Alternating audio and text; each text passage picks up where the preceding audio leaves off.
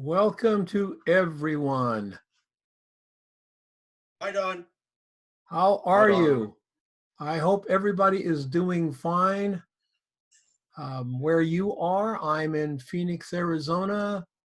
For those of you who may not know that, I'm in Phoenix, Arizona, and we are looking pretty good today, better than they thought we'd look. So that's a good thing for me and my fellow Arizonans. So we're pretty happy about that. Things can change on a dime, but we're staying home and planting things and just having a good old time, getting my 10,000 steps in every day. Can't beat that. All right, let's get over to sharing the page, shall we? Where is the page? Is that this page here? Yes, here we go. Let's share the screen. Now I got to say, we got some folks who created a new folder. Don't create new folders because we got so if your picture, you don't see your picture, it's probably because you put it in this other folder. Let me get over. Photos, albums. Somebody created this album here, and you need to put your pictures in either this album, which is the Monday, or this album, which is the Monday evening, Monday noon, Monday evening, and not create a new one. So if you're looking through this album and you don't see your picture in this album, but it's over here, repost it again in this album and we'll refresh and get back to it. So that'd be great. And if somebody could remind everybody to do that about halfway through that as well, so we can get a look at it. And I got to square up my page. Anything anybody'd like to share with us? What's it like where you are? If you got something to share about that, that'd be great. Hi, this is Frank from Austin. We just got our first delivery from the H-E-B supermarket. We tried to stay at home and we got 3 bags of groceries. And the only thing that we got that we didn't really like is lettuce. So we don't have any masks to wear, so they're trying to get us to wear them. But, Well, that's interesting. You did the online delivery, huh? yeah, it worked out fairly well. Well, our online delivery comes in Wednesday. Yeah. Same Part thing. of part of what we deliver through DoorDash, Don, is Walmart groceries. We'll go pick up the Walmart groceries and take them to people, and they seem to do pretty well with it. You got some people that will say they're missing a couple things, but they just get a hold of Walmart and then they fix it. Well, it's Doesn't go too bad. yeah. The only thing that I didn't like about Safeway is they didn't have everything. They just had small choices, very small choices. Yeah. Didn't much care for that, but that's all right. We'll be fine. I got to figure out how to get water, but I have a question. Yeah. I have a question for you as far as Facebook. When I'm looking through and like looking at my photo, it seems like Facebook is kind of bringing the black levels up on it. Is that? Seems like? Yeah. No, like it's a little bit darker. They're crushing your image. Yeah. They have billions of images a day go up there. Yeah. They can't, they're not putting up 450K images. They're not. Okay. They're taking your 450K or your 600K image that looks good on your monitor and they're crushing it down to like 8K, 10K, because otherwise it would be your bandwidth would be overwhelmed. So no matter what you do to the image, they're going to crush the crap out of it to show it. So I have stopped worrying about people stealing my work a long time ago. I don't care. So when I put my stuff up, I put it up at full res. I just put it up at full res. Facebook's going to crush it down anyway. So why put it up at JPEG medium and have Facebook destroy it even more, you know? So normally when we upload for like T52, we do 1200 about 60%. So when we do it to Facebook, just do a high res. Don't even worry about it. Yeah. Okay. Yeah. Yeah. Well, you want to make sure, I mean, if you're concerned about your work being stolen off Facebook, then don't leave it full res, because that will be the best. It'll still be crushed when they get it, when they download it, but it'll be the best of any image that you put up. So Okay. Yeah, Don, I noticed the same thing too. yeah, it's Facebook just kills your image. Yeah. Flickr used to be pretty good, and 500 pixels when they were around, they were really good too. They would not kill your image, but Facebook, Instagram, Twitter, all of those places, they just crush the crap out of it. So, all right, first up is, oh, by the way, if anyone is listening to me now and you have to go somewhere, we had some people last time who missed their review because I imagine we'll be here until, we'll be here for a good hour and a half or more. If you have to go, let me know. Put it in the chat. Say, hey, Don, I got to be out of here. I'll get you. We'll get you right now and get you out of here. Okay? Oh, looks like UK's having some good weather. Hey, Don, just to let you know, I did upload into that album that you're showing. This one I'm showing here? Yep, so if you hit refresh, you should see me at the bottom. Okay. All right, very good. All right, let's get in here. First one up is Rainey Mills. Rainey, are you there? I'm here, Don. How are you, Rainey? I'm good. How are you? Good. This is really cool.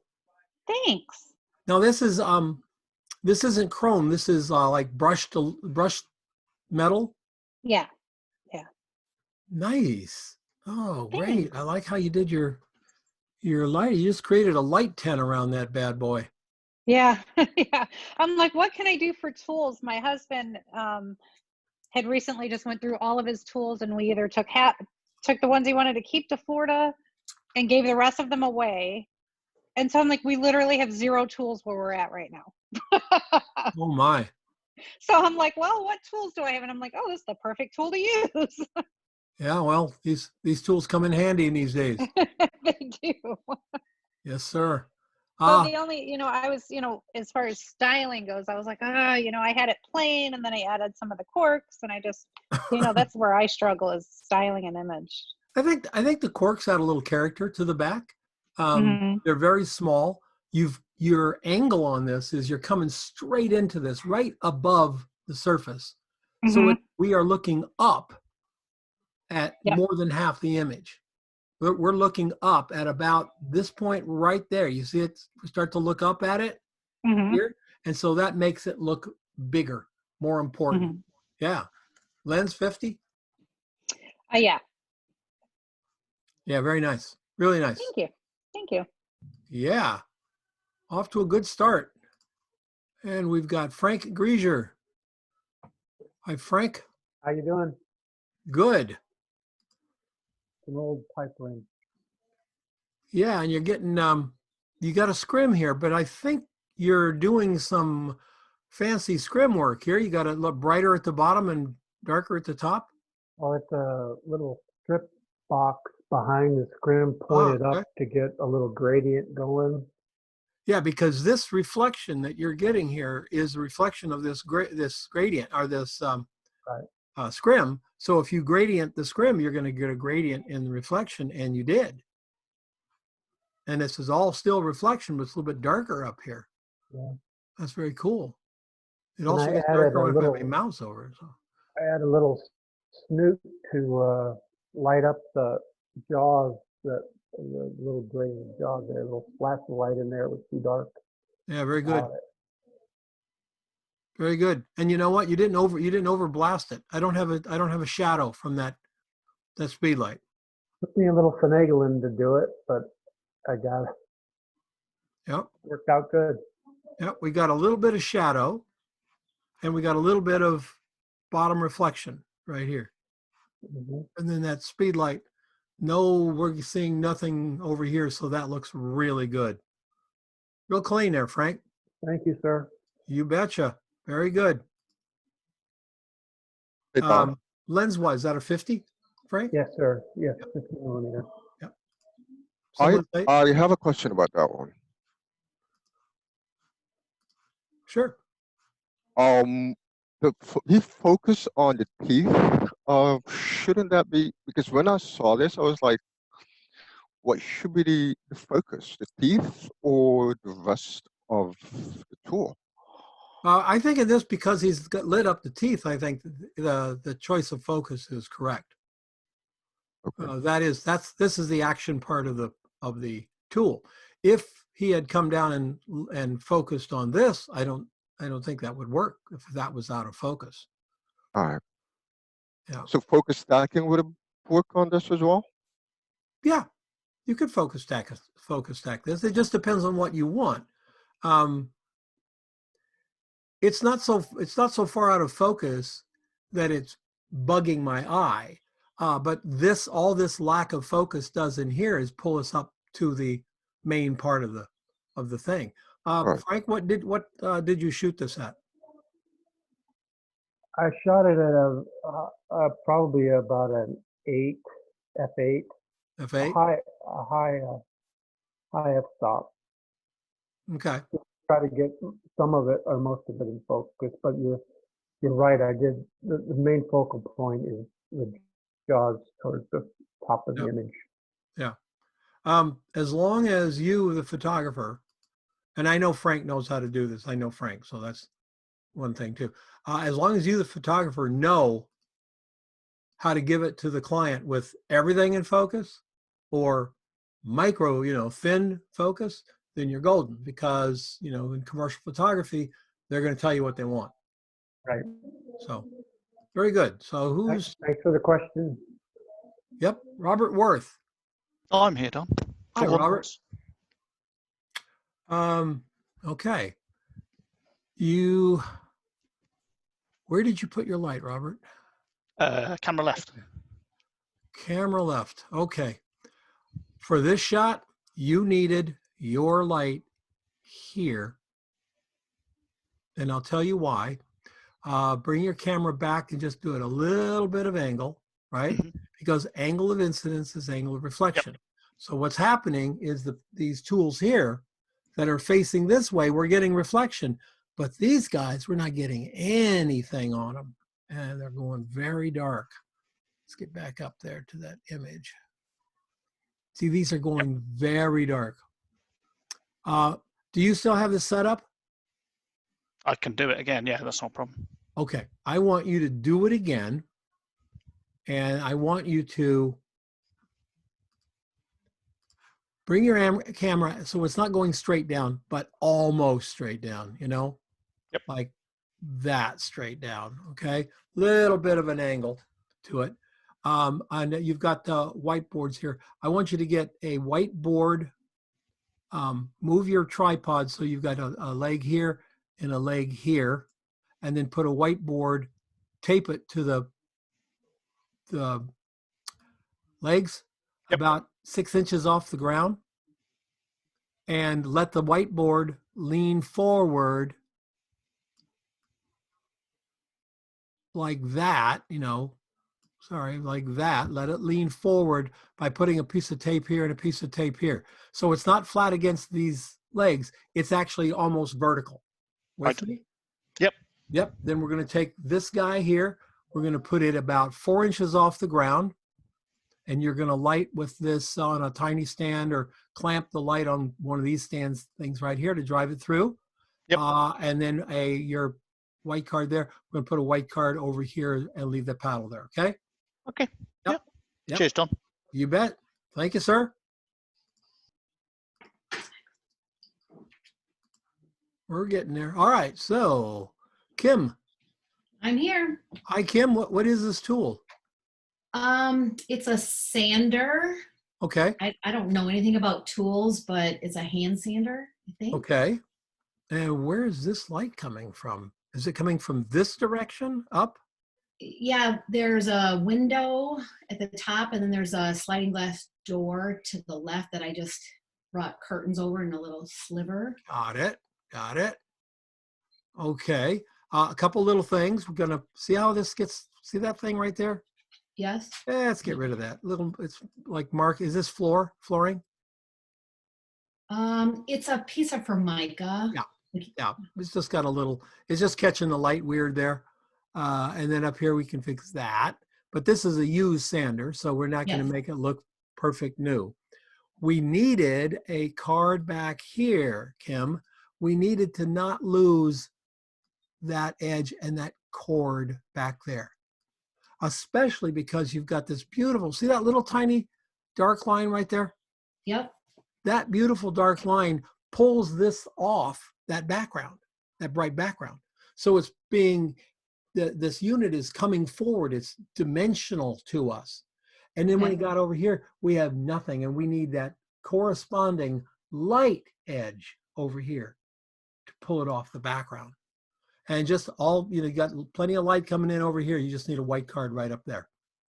So- Out of the picture, obviously, but I'm Yeah. saying right. So Yeah. that would, I mean, I thought it was real flat, so that would make that not be flat if I did that. Exactly. It Okay. yeah, because this thing over here isn't going to light up anything over here because it's only angle of reflection. So if we look at your white card hanging down from the side and your tool and your camera, right? The camera is going to see this, but this isn't going to reflect until it gets to that point right there.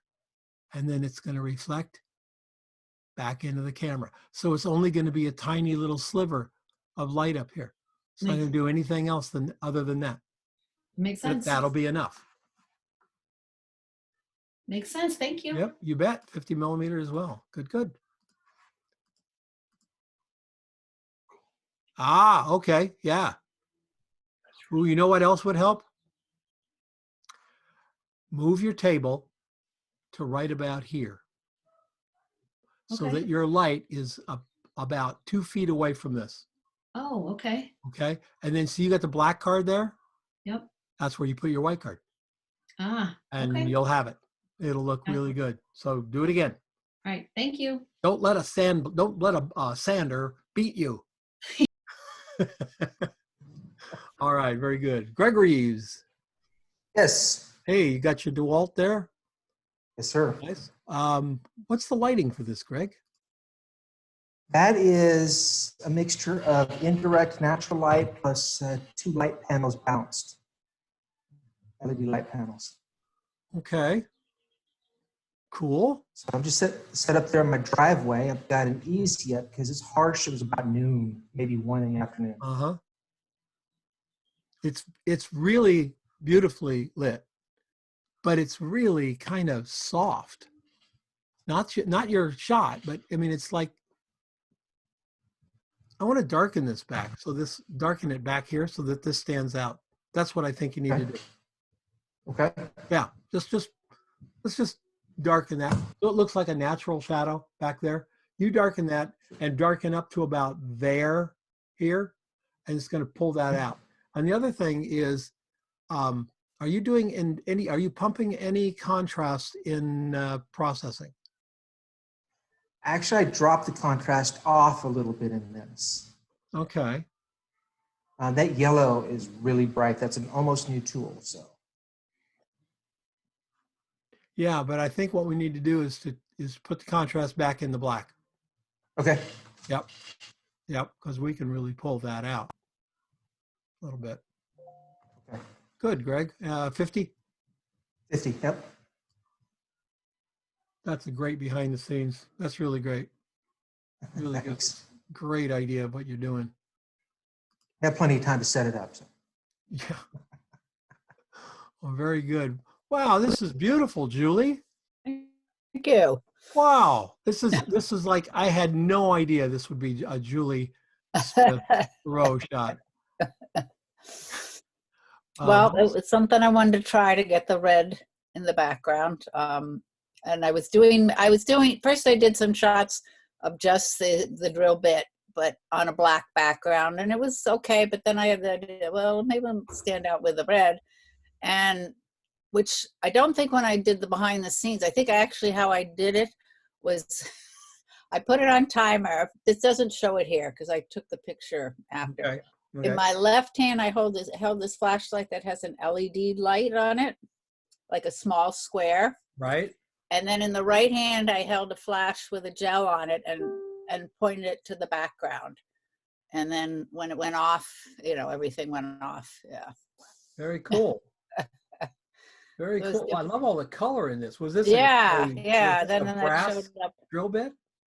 What's that? Is it a brass drill bit or is it yeah, it Yeah, is. that's it. It's a brass drill bit Yep. or something like that. Well, that's interesting for sure. That's really cool, Julie. Thank you. I always say, show me something I haven't seen before, or show Yeah. me something I have seen before in a way I haven't seen it. You did that. Right. Right. You did that. Very few of us walk around looking at drill bits that closely. Yeah, I kind of like I don't have the tools and to set up a big, I have They're very small beautiful. space. Beautiful. Yeah. Did a So I great want to- job. Thank you. 100 millimeter. Yes, a macro. Yep. Great. Julie, you'll win the prize for using absolutely no light stand. Yeah. Very minimal. That's gonna be how it is gonna be. That's great. Good job, Julie. Thank Wow. you. Fascinating shot. Fascinating shot. Kev Richardson. Kev, are you here? Yeah, I was just unmuted there a bit. So, yeah, it's not quite a product shot. It was more of a tabletop. Yeah, tools. Tools, that's all. Yeah, and I said if you couldn't get tools, do anything, I mean anything, still life would work. You've got some very interesting lighting going on. We've got a highlight on the top of that, a highlight in the front of that, and a highlight on the top of that. That is this highlight coming from the same light that this It one could is? well be. It's if you go to the next slide, I've got my setup there. And the next one, that's a speed light with a grid on. I've got like a beauty thing with like a scrim over the front of that. And you And got a then little, in front here, I've got a little LCD torch for the highlights on the cutting edge of the chisels. But okay. I mean, to be fair, it's not quite what I was after. But then on the other hand, it's as near as I can get it with what I've got. Okay. So I was after sort of a darker, grungier, more contrasty shot than what I have. I have something quite similar from one of the shots before, but it's been heavily photoshopped and Lightroom, where this is more straight from the camera with a bit of fuel. Yeah, I bet when you put this through Lightroom though, and you do a little magic with it, it's going to be a better shot. Yeah, Okay? yeah. And you get something like this, and I think this is a good call here. You could put a white card out of the picture over here and light that up, but then we're going to have a picture of a big, bright chrome thing that doesn't make any sense to the shot. So Yeah. you left it kind of natural. It's reflecting all this stuff down there, and that's really good. The place I think that you need to work on in Lightroom is right in here, because it gets a little funky in here, where it's like we can't really see what's going on in there and the dimension. This is great over here. That little light there, right here, highlights down here. We got a little bit of a shadow on this side. That's that grid coming in here nicely. And this is your LCD, I think. Yeah. A little bit of green there. That all of this looks really good. So we got to figure out how to bring this out. Well, that's actually a Perspex guard on the front of the jigsaw. Whether I remove that and give it a Oh, good no, I clean wouldn't up. remove it. I wouldn't remove it. I just, I'd go in there and work with some highlights and some density to it to make it more contrasting, so we can see Yeah. more detail. That's what we're missing there. Very good. And what lens was it? A 10 to 20 at 16. Okay. Yeah, so that's the wide angle on that one. Yeah. Yeah, and you're on like a what's it called? Micro Four Thirds. Yeah. It's a Sony Alpha. Very good. Yeah. Very good. Solid. Solid. Why is this transparent? Don Fidel, Don, what are you doing, buddy? Oh, don't tell me Don isn't here. Ah. I see this line right here. I'm not sure. Oh, I see that layer's above the other one. Okay. Don, Nice. he has a couple photos loaded. I'm sorry, what? He has a couple photos loaded. You may want to advance. I see.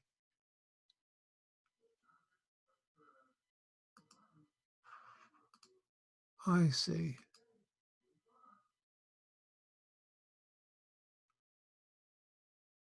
So he's putting a line on that. Is this? Oh, I see what this is. It's This a is one of level. those. A level. Okay, I get it. I get it. Yeah.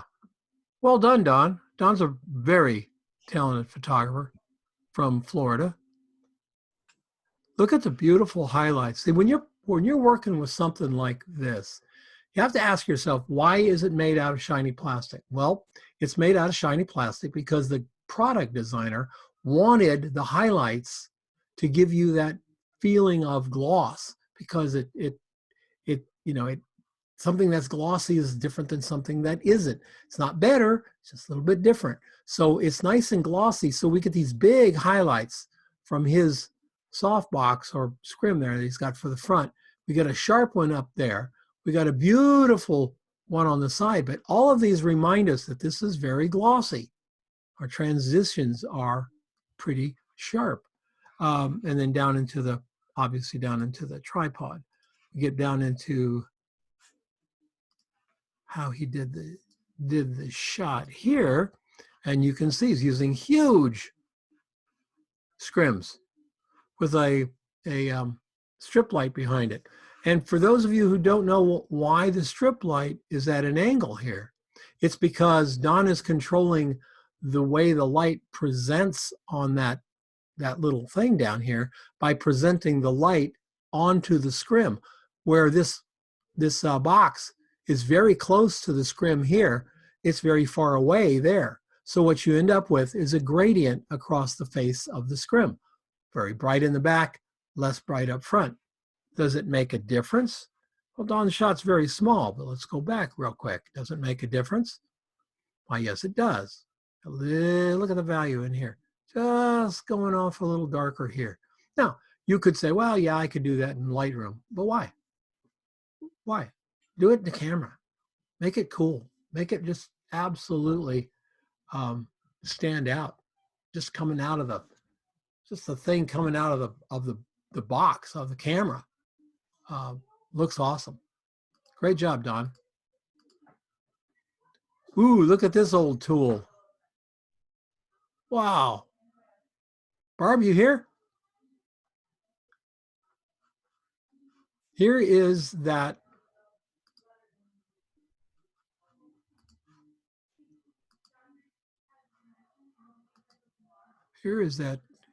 light.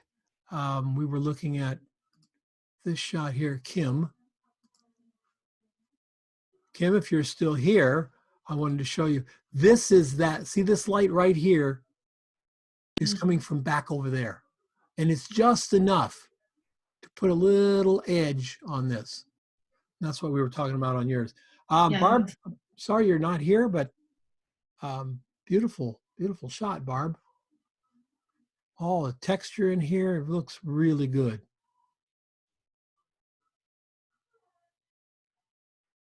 Yeah. I like the color one. I think you're cropped in too tight here. I think when we start cropping it off too much, we lose what it really is. I think I like the color shot better, much better. Alex, I see Alex. Alex Hi. is here. Hi. So this looks like a little kid's tool set. Yes, that's my son's toolkit. Very cool. Very cool. All right. So now, is this a composite? Let's go see. No? It is, yeah. I'm sorry, I forgot to take a behind the scenes. I was thinking oh, I need to take it behind the scenes. And then I don't know, must have seen a squirrel or something. And like, the next second I was doing something else and totally forgot. Yeah. I'd blame it on the squirrels too. Absolutely. The drill is beautifully lit. I like how you let it go dark right here and then introduce more light right across the top. So we see that it's round. Nice highlights down the side here. And you let it go a little bit dark back here against the bright background, and then you brought it a little bit bright up here. It really does look very good. Now these have different highlights, so they look like they're really falling. So tell us how you did those. Well, they were really falling, most of them. I hung the drill using like fishing line, and then I hung one or two of the other larger things, but in the end I just threw them up in the air and shot each one separately. Really? Yeah. That seems like a very hard way to do it. I don't know, it was kind of fun. Yeah. I only took 3 shots of each one, and so. And then the background is Photoshop? Well, it actually was a real sheet of paper. Okay. But I wanted to put that gradient on it, so I actually duplicated the color and then created a separate layer in Photoshop with the gradient. Very clean. Very fun. And it must have been somewhat exhilarating after being housebound with a 4-year-old to actually throw tools. Husband comes in, what are you doing? Therapy. Okay. Really nice, Alex. Really nice. Really nice. Really nice. Oh, here we go. Ooh, I love the highlight there. JT Media. JT here. Hi, it's Jennifer. Hi, Jennifer. How are you? I'm good. How are you? Good. Love this highlight coming down here. Looks really good. I very much like your low horizon, Jennifer. Okay. But I would put it even lower, and I'll show you why. Okay. Back here, you see how this curves this way? Yep. You're not picking up the curve. The best place to put this curve is in the middle. Okay. There. And then we see that curve because you're cutting it right as we go into it, right? And the second thing is we got this horizon line going through all that. Yeah, I struggled with that horizon because I felt like if I pushed it too far back, there wasn't enough distance between the backdrop, but I probably just need to change my camera angle. Or leave the camera or leave the subject where it is physically and then just move your thing forward. Yeah. Your surface. Yeah. I like your, is this real slate or is this a photograph or? It's just a backdrop, so it's not real. Yeah. I like the texture that's on it a lot. You've got light from above here. I do.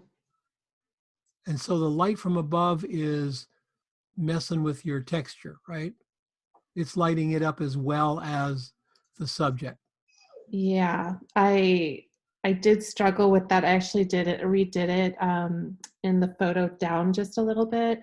I brightened up the subject, and I tried to kind of make the highlight not as noticeable in the background, but it was hard. You could see it fell very hard on the top of it. Mm-hmm. Mm-hmm. This is where a flag comes in. Really, just put a little 8-inch black thing up here that would work like a shade over a porch. Okay. That'll drop it down up here, but this tonality works really well for me right here. Okay. So I would put it back in Lightroom and just use the gradient tool. Just gradient down a little bit. That'll really pop this guy over here. Really, I love the highlights right in here. This is very well done. Nicely done. When you're bringing your highlight over the front, you got to move it forward. We can't leave the K in the dark. Yeah. That's theirs. They love that K. That K puts food on the table. So we don't want to hide it in the shade. Somehow got to pick that up. All right, very good. Thank you. Yeah, 50 millimeter. Yes, 50 Yeah, well, there it millimeter. is. Yeah, 50 millimeter ISO 80 f11. Very good. Ooh, sparks. Greg, you there? Yeah, I'm here. All right. Well, let's see if you've got it set up there. All right. So we got a 12 by 26 softbox. Where is, or that's this? Yeah, Got right. it. That's- Okay. And a yeah. 20-degree snoot. And Just two lights. the snoot is doing The that label. highlight. Yeah, but probably the label too, for the most And part. okay, got it. And then the other one is giving us everything else in here. The softbox is off to the right of this picture then and pointing down, so it's just kind of letting light kind of fall more evenly across the front of that. Okay. Is this in camera? No, that's Photoshop. The blue, yeah, that's little out of camera. It just seemed kind of dark back there, so I just Sure. Well, that's why we use those spray lights, is to give that dimension in the back. As a matter of fact, Greg, I think you could make it literally, come on, literally this big and get away with it, you know? Let's get it coming around the back of that as well, if we can. Okay. Get it out that far. Yeah. And fade it right there. Just disappears. Yeah, very cool. You know what? Put another one up here, Greg. You got this black thing here. Put Right. another one. Put another one like, well, something like that. You know, that'll really pop it. Plus 2 little spray lights. That's pretty cool. That'll pop it out. Looks good. Sounds good. And if you guys have ever tried to photograph letters, you'll notice here on Greg's shot how sharp this is. We can see the texture on it, right? But notice how the words, the letters look soft.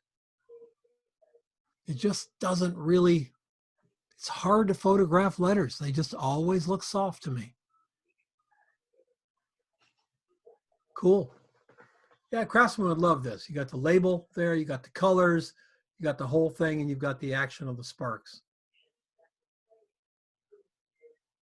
Good job, Greg. Thank you.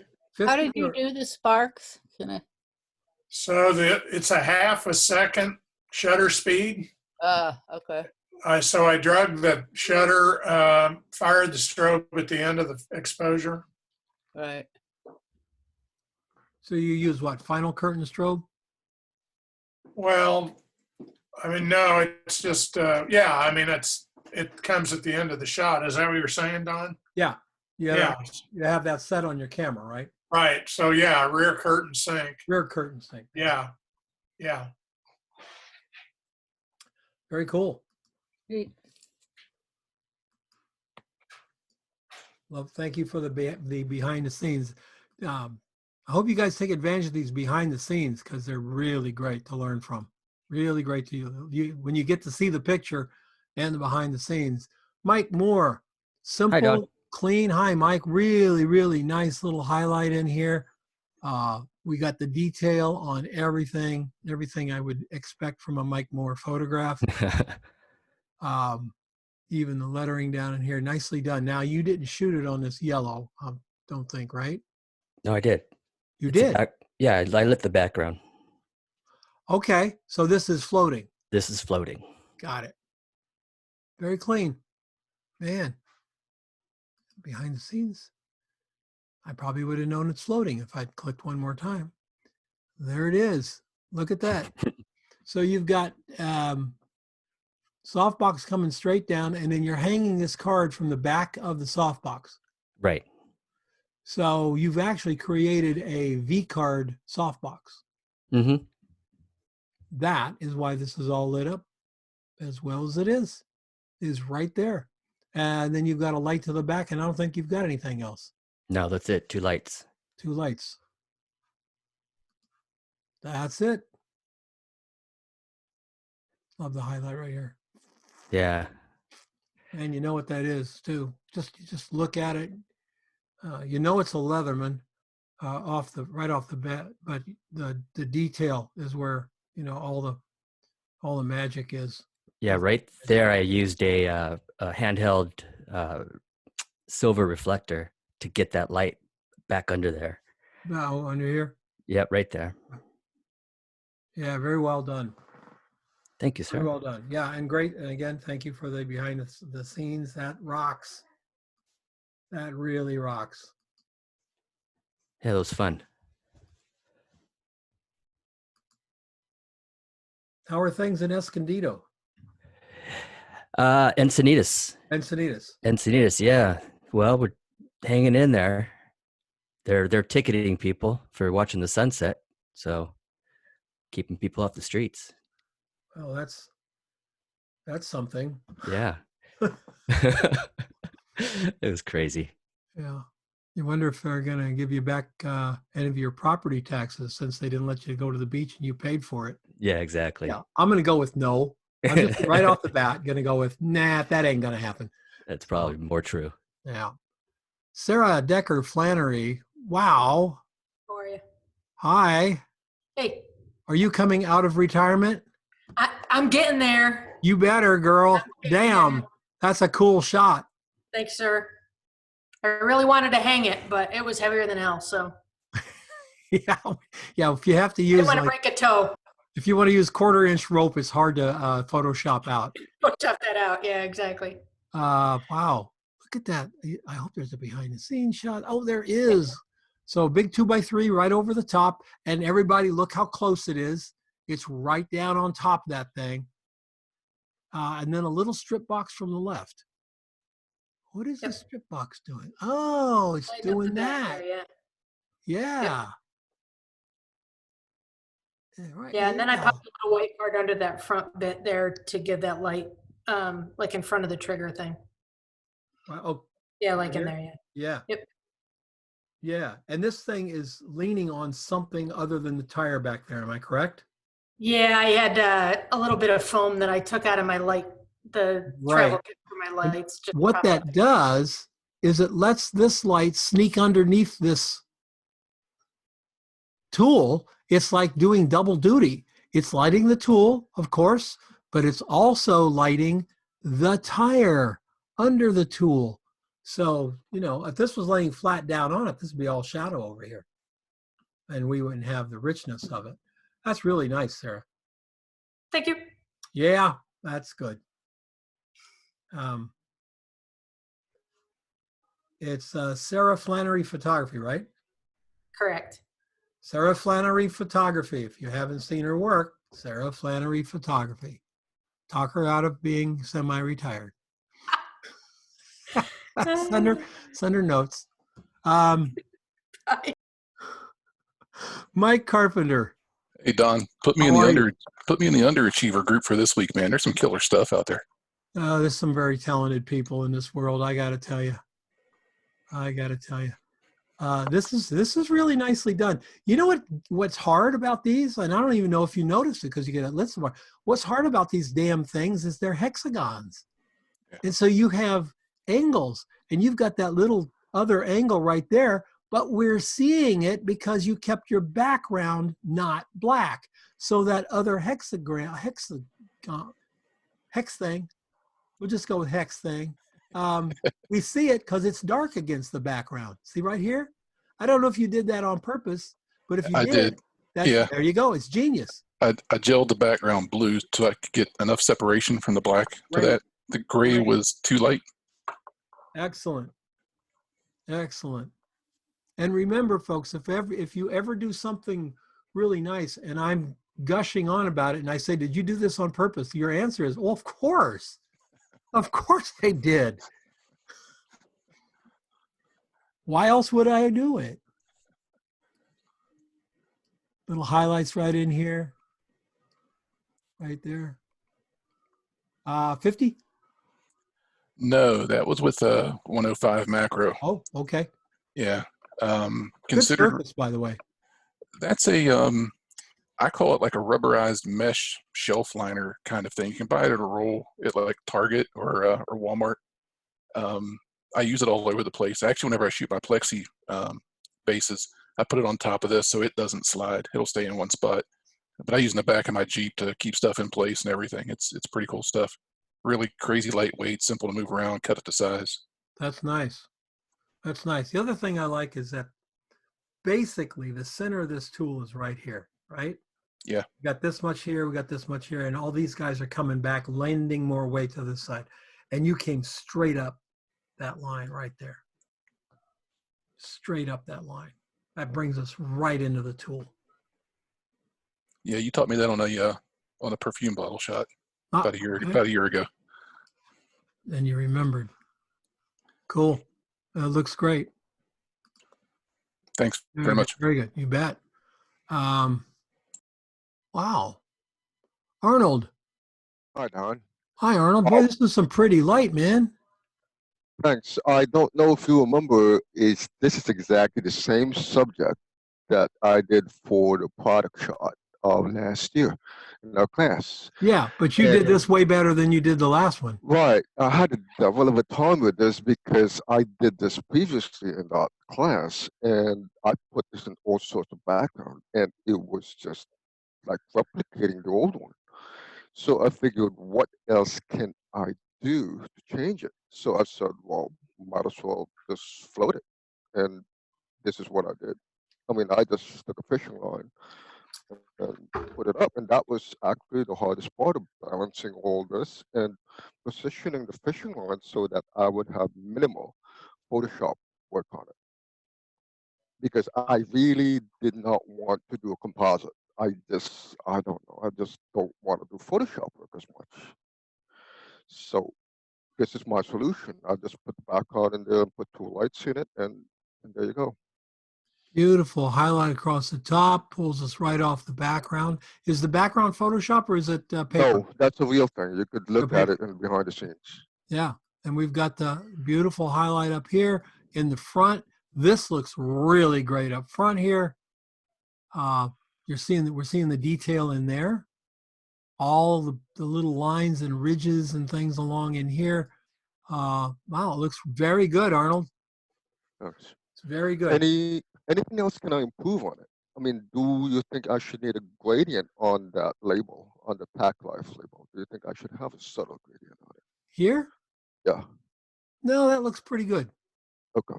That looks pretty good. It looks a little soft contrast to me. And the reason is I think digital is soft. I think when we shoot it, if we don't pop the contrast in Lightroom or Photoshop, I do think it's just kind of naturally a little soft. That's what I've found. With my stuff anyway. And I don't like over contrasty stuff. Right, so there's a micro contrast or frequency separation? Yeah, no, not frequencies. I would probably look at some luminance masking. Okay. Get a little more contrast in your lower and middle values. The highlights look great. So, I just go with luminance masking in the middle to lower ranges. Really good. Good. Thanks. Yeah. Yeah, you can see behind the scenes. Yeah, we'll look at the behind the scenes here.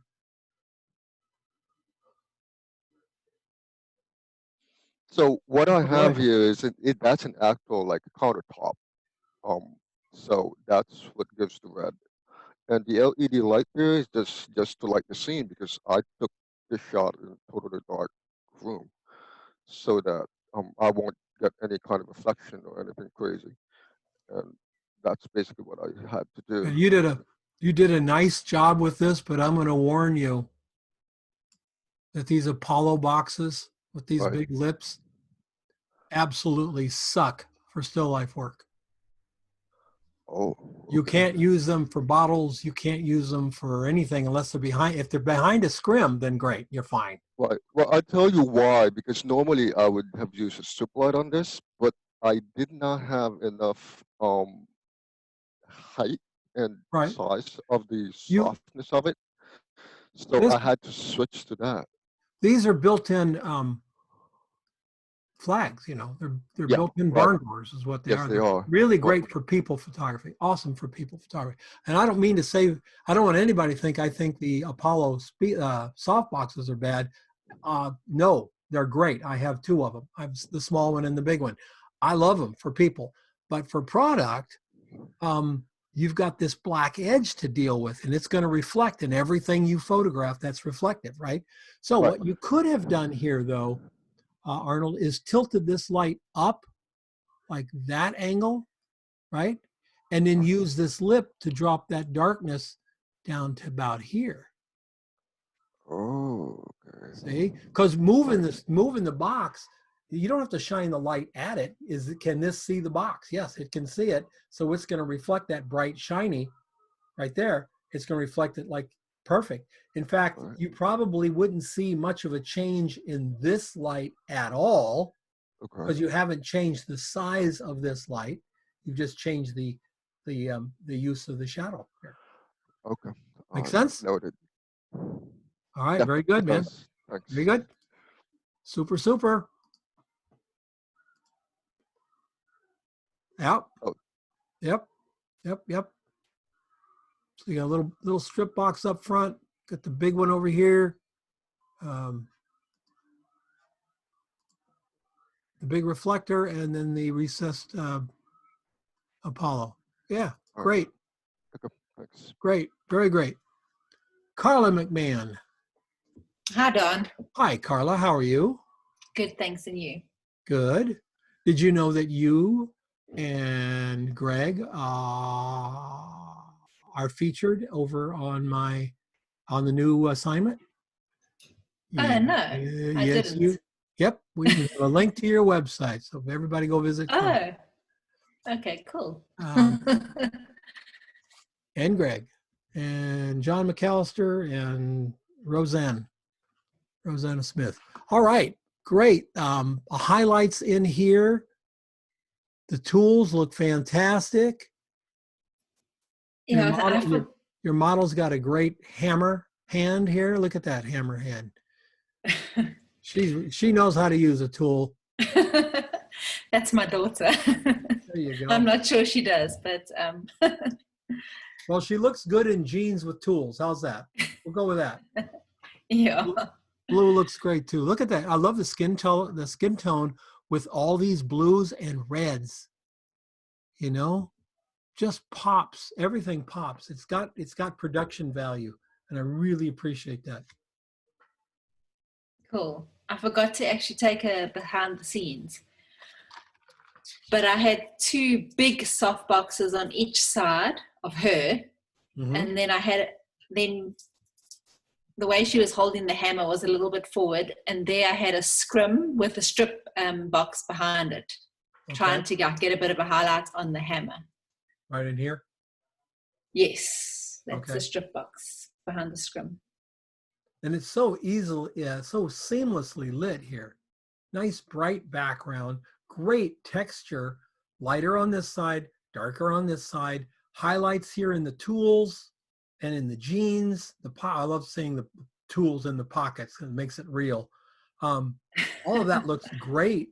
And it's really fairly simple light. Yeah, it was actually, yeah. Did you have a separate light on the background? Yes, I had two lights on the background. Very nice. What lens? It was my 24 to 105, and I think it was at about 60 mils. Okay, perfect. Yeah. Perfect. Now get your daughter to work. Yeah. Cool. Just nailing stuff. I don't know why, just stuff. Very good. Thank you very much, Carla. Yes. Ilona. Yes. Hi, Don. Hi, how are you? Good. Look at this. Good. Look at this. So probably the hardest thing was balancing that hammer on that screw right there, huh?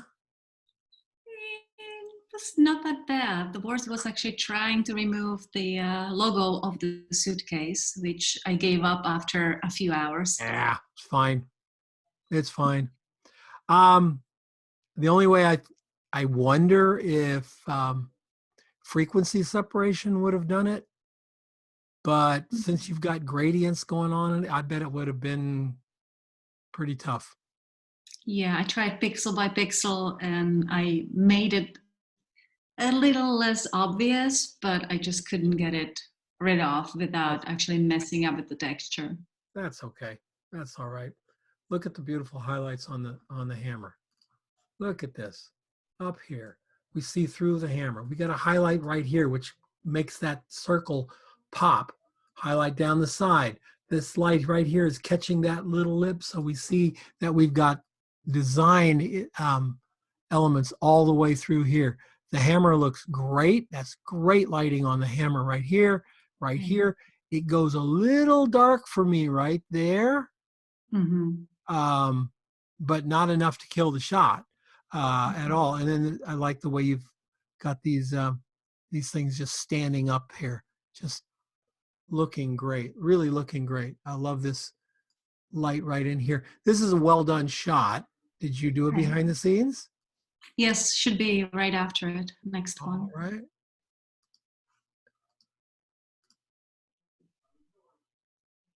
Yes, so I Okay. used window light. Window little light in buildings. a scrim. Did you bring this? Is the scrim in use? Yes, Yeah. and then actually I had to put black paper on the scrim because it was too bright. I mean, with the daylight, the clouds coming in and out, so it was just a little challenge. But and I have a white card on the left side as well to reflect back on the hammer. Yes, right there. And you hung the hammer with a little piece of string or something? Yeah, like a black string. And I have a little foil in the corner, the left, I'm sorry, bottom right corner. I have that coffee bag, kind of a foil and a regular. Don't you love that? as well. I'm sorry? Don't you love the coffee bag? It's really nice. It It's gives just you- so cool. Yeah, it's perfect. Yeah, and in the window I have the reflector, and I also have that the bubble wrap on the window to soften it. So I was going crazy, and everything is taped or holding together with a duct tape. But Alona, I thought that, if you're using natural light, it's just real easy. I mean, natural light, right? It is, but it But was it's very not. bright. It's not easy. You've got this. You've got this. You got. No, Yeah. natural light can have as much complexity as anything you light with a strobe. It really can. And I for one really really enjoy your setup here. Just that's really fun. Thank you. I was going for the textures. So for the suitcase and Oh, the you chair got- had a texture. So I had to shoot through the, the back side of the chair.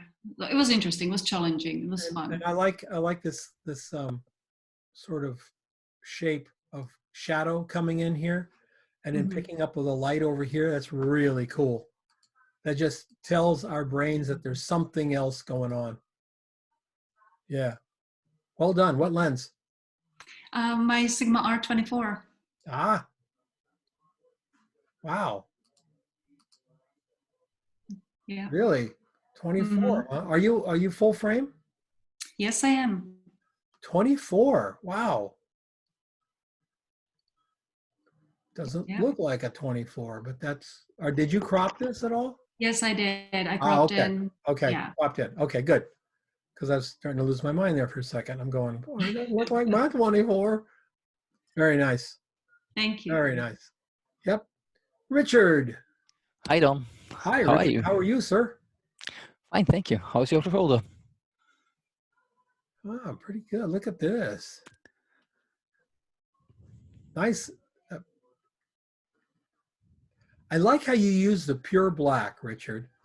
So you set us up with the pure black, and then you give us highlights everywhere on this thing. It never disappears from the black background. All the way. There are lots of lights. Huh? There are lots of lights all around.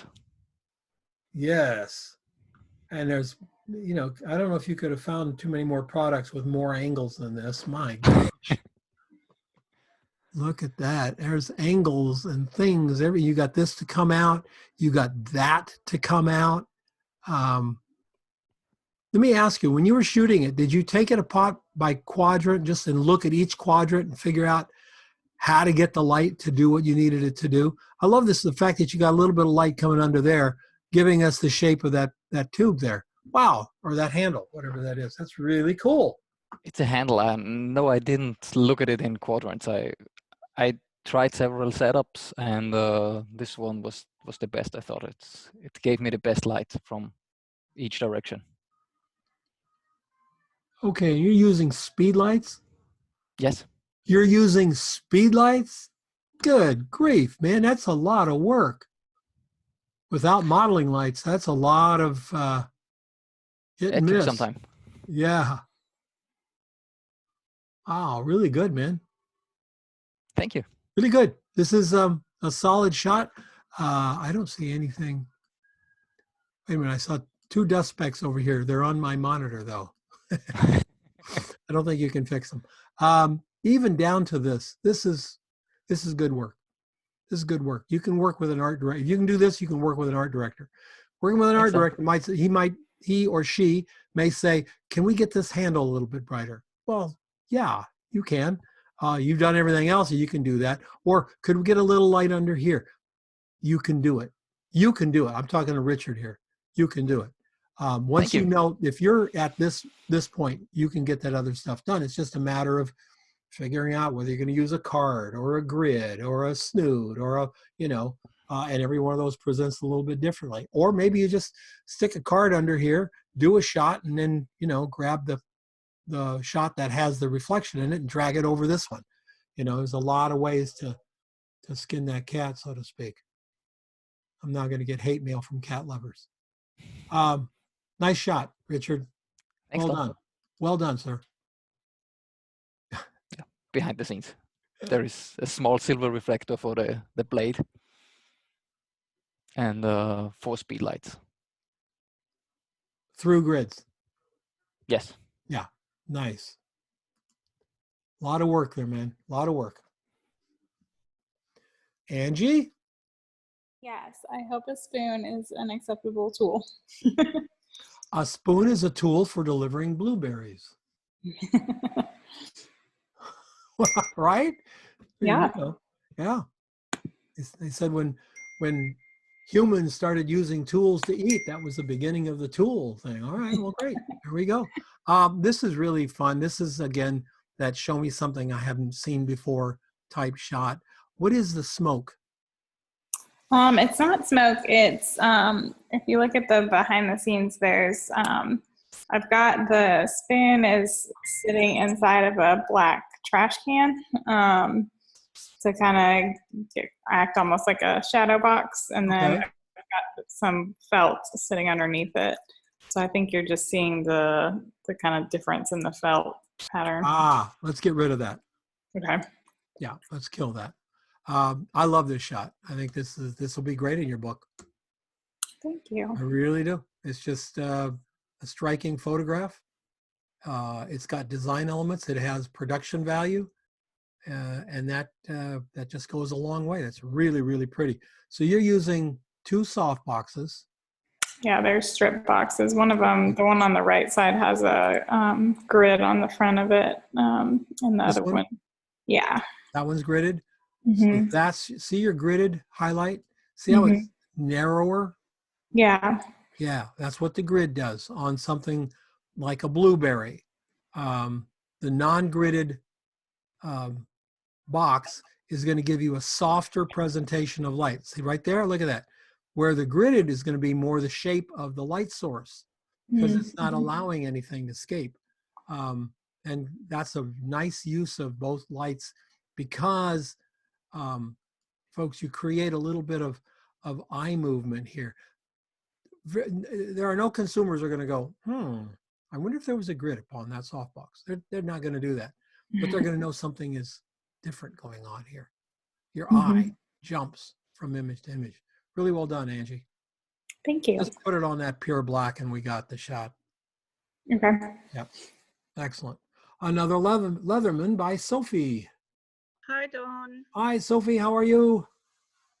Better. Thank Good. you. Good. Yeah. Still not letting you go to the beach, though, are they? No, but I had something wrong with me, and now today we found out what it is. So now I'm going to get medicine and stuff. So. Oh, it's not the dreaded thing, is it? It's not the dreaded thing, but it's a little stomach present from India. Well, happy birthday to you. Yes. All right. This is really pretty. How did you get the Leatherman up? Or is this your behind the scenes shot here? It's, yeah, yeah.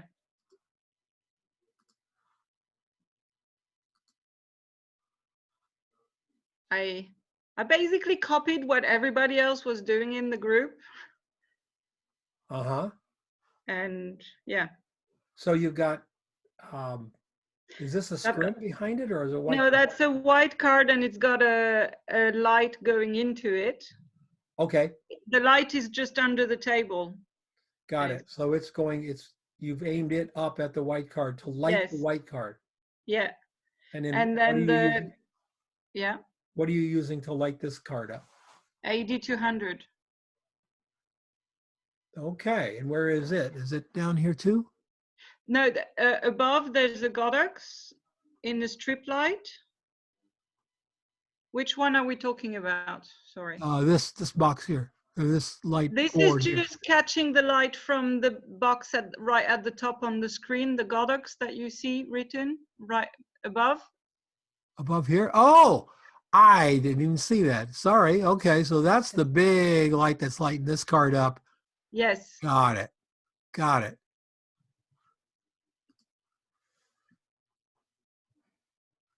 I love the way bounce cards work. Look at the gradient you have in that bounce card. Using the big Godox strip box to light the white card. Look at the gradient you have in it. It's just beautiful.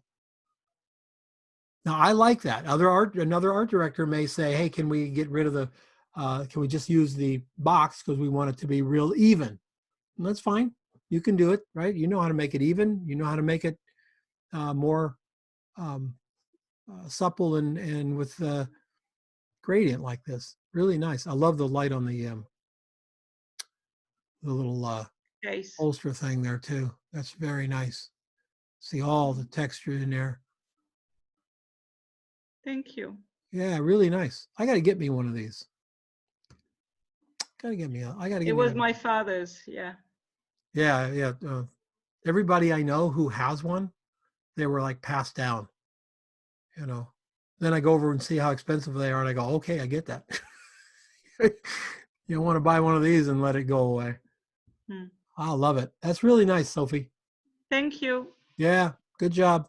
Good job. Chris Gray has a pen. Chris is not here. I think Chris is shooting on glass. We have a double reflection here. Sometimes that double reflection can be cool, sometimes not so cool. On this one, I'm not even gonna wager. I think if you did it on purpose, it would be fine. Yeah, you got three highlights here. Wonder if we have a behind the scenes shot. Before I wonder how he got the three lights. Okay.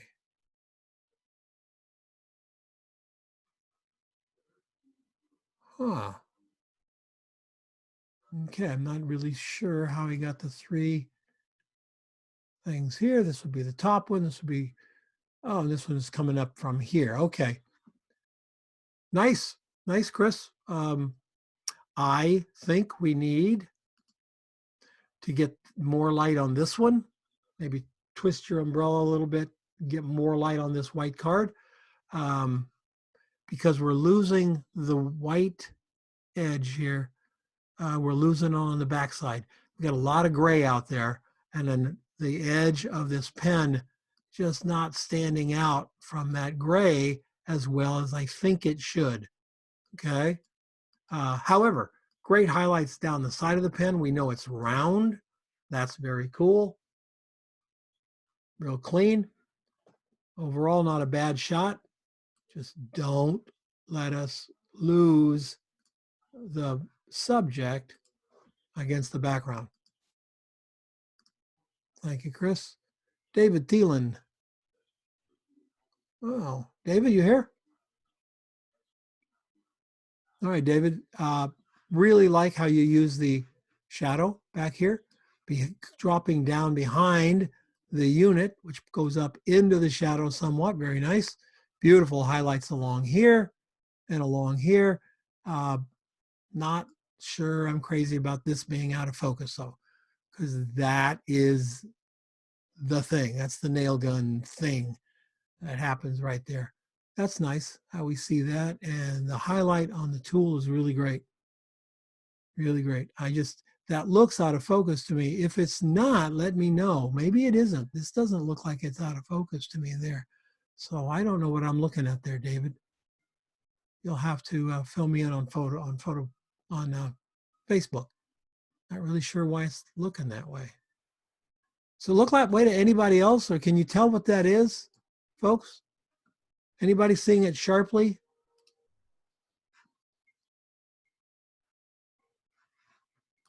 I'll take that as a no. It's clearer on Facebook, Don. It's clearer on Facebook? Okay. Yeah, I just flipped over there. Is it in focus? Yeah, on Facebook it is, yeah. Okay. All right. So my comment about it not being in focus, scratch that, David. I'm looking down here going, well, this is in focus. If that's in focus, that's got to be in focus, right? He may have uploaded a really low res picture. Possibly. Because like I'm trying to zoom in on it and it's getting fuzzy when I'm zooming I was in. going to say it's smaller within this frame than that one was. Yeah, so it's a small picture. So it's falling apart. Facebook is ripping it apart.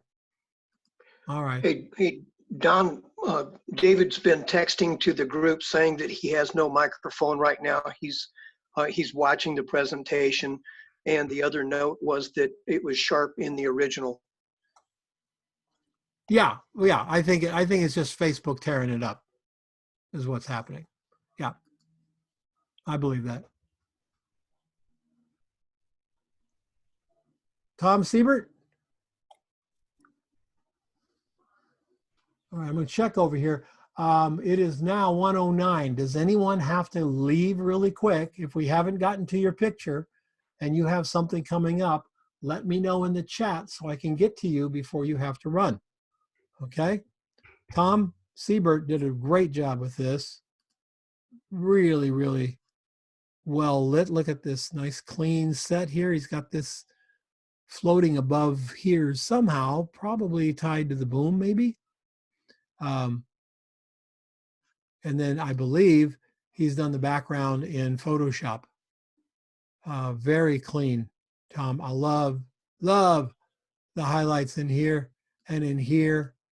Detail, even down here, that little bit of light down there pops everything. That looks great on the trigger here, all the way through here. And importantly, Ryobi stands out nice. So does their brand stuff down here. Everything looks out really good. Good job, Tom. I appreciate it. Good production values. Can I ask a question, Don? Yes. Uh-huh. On that photo, they have the two white boards come together. Is that pretty typical to get a white background? Is you just Photoshop the seam out? Yeah, well, see, he knew he was going to use a Photoshop background.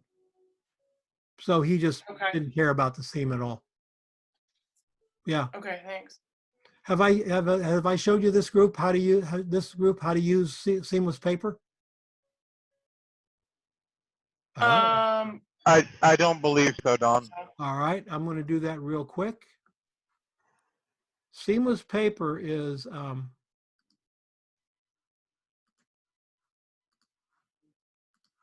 on. Seamless paper is very misunderstood. You go into someone's studio, and we're talking product here, but I'm talking people as well as product, okay? And I'll see white seamless paper hung down like this and then back across the floor. So you got this tight curve there. If you're lighting something or somebody over here and you've got a light coming like this for whatever reason, you're going to put a shiny light thing right there and you're going to see it in the camera. The way to use seamless paper is to hang it here and do this.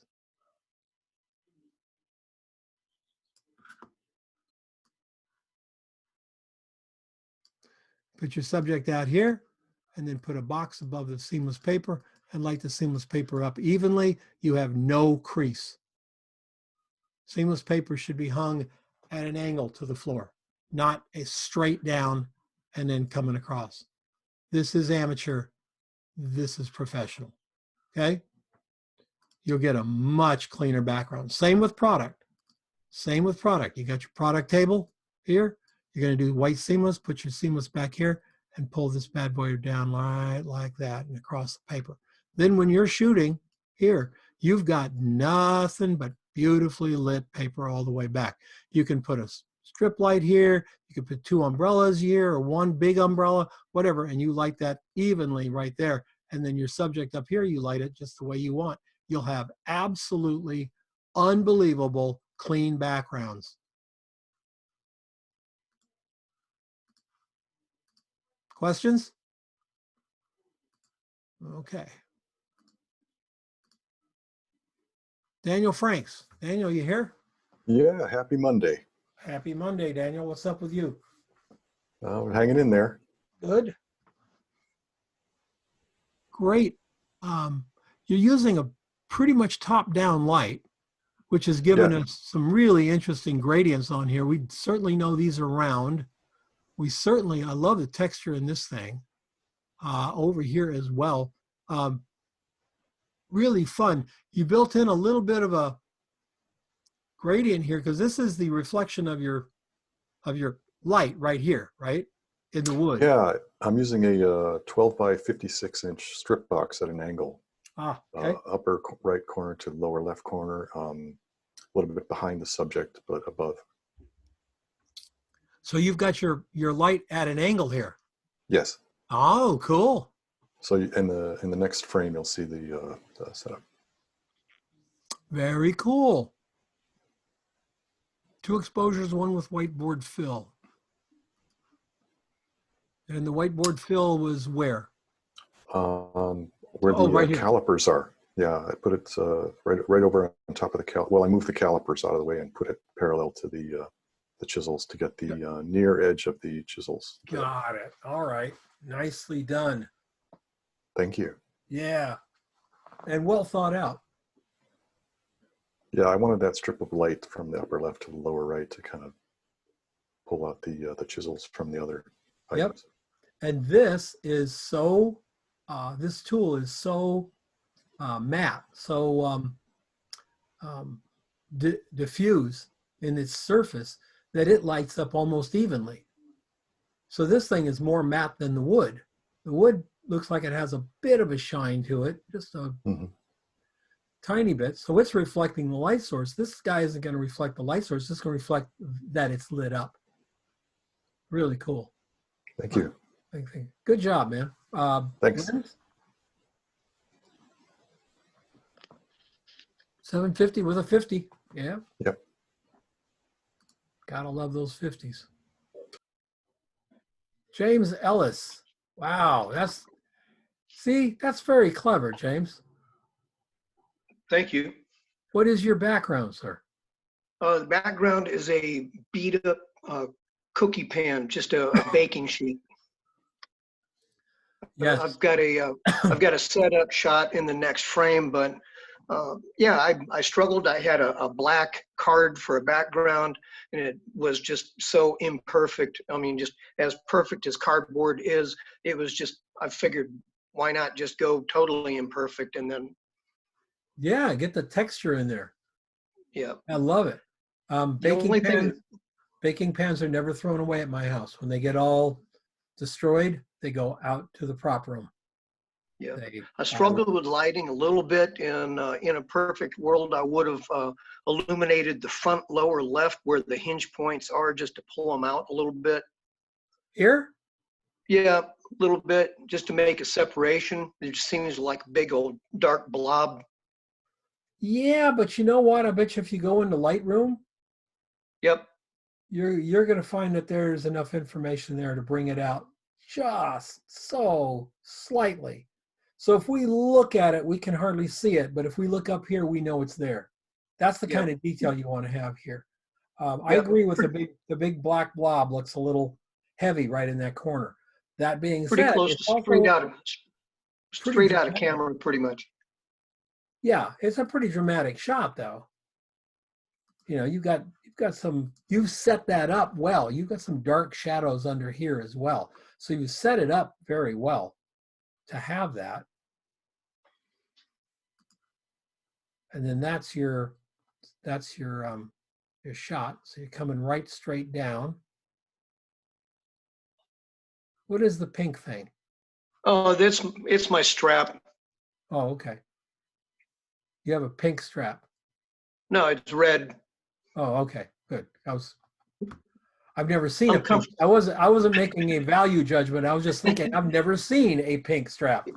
Yeah, I'm comfortable with pink, but no, that's red. I'm comfortable with pink too, but yeah, It's all right. It's all good. As long as it holds the camera from falling, I'm okay with anything. Yeah, there you go. You got your shiny silver here, popping some light back. And where is the light? Is that? Well, yes, in the lower right-hand corner, there's a smaller speed light, and then there's a larger speed light inside the 24 by 24. Got it.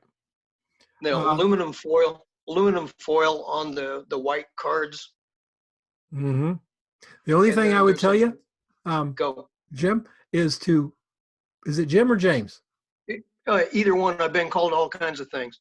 Okay, Bob, bring this thing, your softbox, get it this close. Okay. Here's a rule of thumb, James. Start with your light as close as it possibly can be, because from that point, you can always pull it out, right? But if you start with it anywhere away from the closest it can be, you'll never know what the light as close as it can be would look like, because most people will never move it in as close as it can be if they start with it out there. So start with your lights as close as they possibly can get to the subject, because that's an extreme. That's your close extreme. Everything else you work out. You start there, you look at it, it's a little too bright, or it's a little too heavy, or it's a little too soft. We'll pull it out a little bit, because the softest light is when this light is as close as it can be from this thing. At that point, this is the largest, is a larger light source in relationship to the subject. So it's going to be softer. As you pull the light back, it gets to be less soft. There's a formula, 2.5 times the radius, or the diameter. Diameter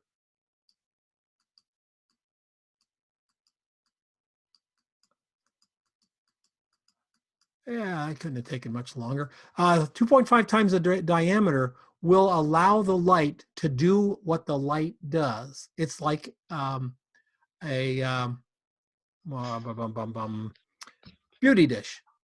A beauty dish. A beauty dish is not necessarily the unit.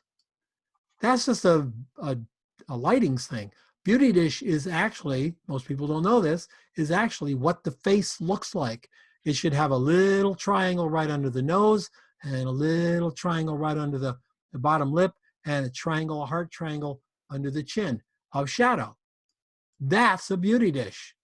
This is a lighting instrument that people call the beauty dish, because most beauty dishes are made out of metal, and they're round, but they're also flat on the back, and then they have a big lip on the front. If they're like this, that's not a beauty dish. It's a big light thing. Once you put a scrim on the front, it's just a round softbox anyway.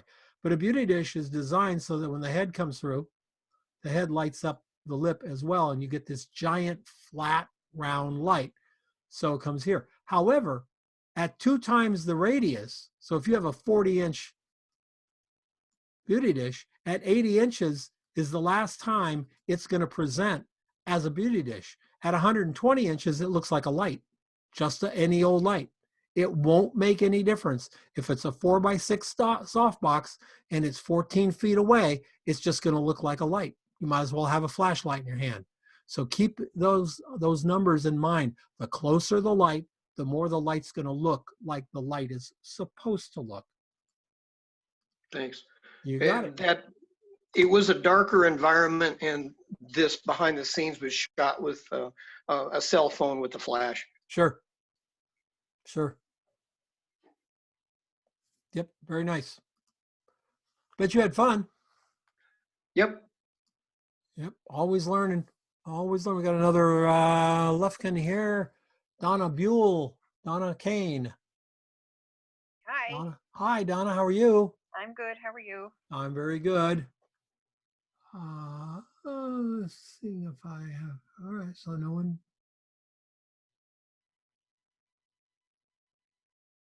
Okay. Wow. Great little highlights through here. Look at that.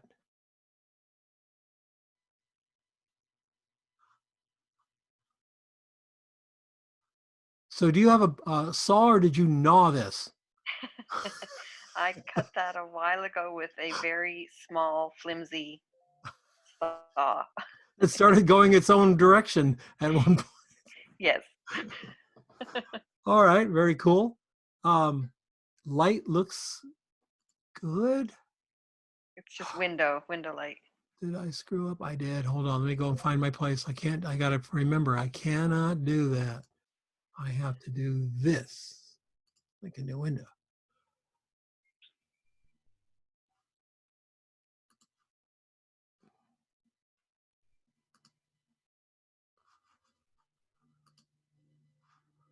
Now, why is that? Oh, I see. I don't know. Full screen. I don't know. What the heck?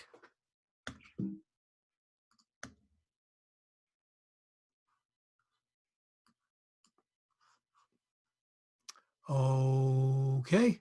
I'm going to have to go back and find where we were.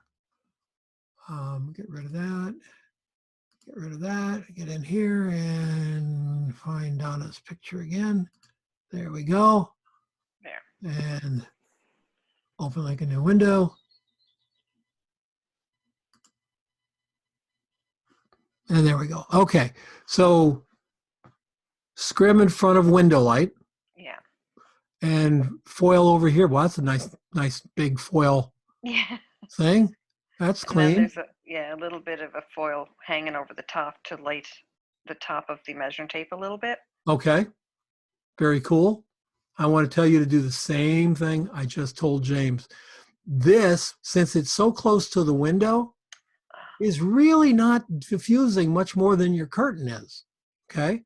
Okay. So I want you to put this diffuser right here. Okay. And the reason is when this tape measure can't see the curtains because the diffuser's in the way, then the diffuser is your light source, not the curtains. They're your primary, but the diffuser is all that you see in here. You're going to like it better, even though what you have is pretty nice. Thank you. Your highlight right in here is very nice. See, it's a little bit bright there. That's where the sunlight is coming around your diffuser, catching that edge. So that right there is that brighter part, and this right in here is your diffuse part. When you bring it in, it's just going to light up everything so pretty. You're going to go crazy. Are you a portrait photographer? I'm not a professional photographer. I play. Okay. I've done a few portraits. Yeah. It's the same thing with this diffuser right here. Okay. It's the same thing with people. Okay. Put your person standing here. And you'll see pictures of the people who put that diffuser up there, and they'll say, see, soft light. And I say, see, shadow. All that is a shadow. You want to see soft light? Bring it down there. Okay. You will not believe it. And make sure all of the light is in front of your subject, like that. Okay. You won't believe it, folks. Knock you out. This is great. 50 millimeter? 50 mil manual focus. Yeah. Yeah. Nicely done and nicely lit. Thank you. You are, you said you don't, this is kind of new to you, this kind of photography? Yeah, fairly new. Yeah. Yeah. You're doing good. Great, You're thank doing you. good because you're thinking about the light. I can see it in the shot, and I like that. I'm Very learning. good. Very good. Thank you. Mark Lund. That's pretty good, Mark. That's pretty darn good. Yeah. We're going to have to, you know, Mark, we're going to have to fix this logo. And I don't know how to do that because it's a little bit small on my screen. I don't know how to do that, but we're going to have to fix that logo. So you're probably going to have to pull that logo to a new layer and work on that because the rest of it looks really good, Mark. That highlight right there, this here, even this little shiny guy right there gives us a little bit of, I like that, a little bit of knowledge of what this thing feels like. That's good in here. So let's go back one. The spray light is in camera. Add a red gel on the grid on the other side of the screen, and then I changed it in post to blue because I was thinking red and yellow kind of show hot, but the red was too much, so I changed it to blue. And then my lighting, I just put that little softbox on the speed light and used some gaffer's tape to go around the edge to kind of give it a grid type of outline, and then did about, I think about 15 shots. Just from different angles with the light? Just move the, yeah, different angles. Got the highlight on the edge, shooting kind of from the back towards the front. I took out of the 15 layers, the bottom layer I set on normal. The rest of them I set on lighting so I could see where the different light would come in, and then I turned them all off, and then I just went through one at a time and saw what the effect of the light was and whether I wanted to keep it or not. I got rid of some and adjusted the brightness on some. In order to get all the different angles on that thing, I actually tried it. You know, they've been doing some light painting. I tried it to see, because there's so many angles to hit. Trying to get it with a softbox. Before I even started with the softboxes and the big set, I wanted to see how that would go, and then I kind of liked how it was going, so I just ran with it. Very good. Very good. It's a great way to light.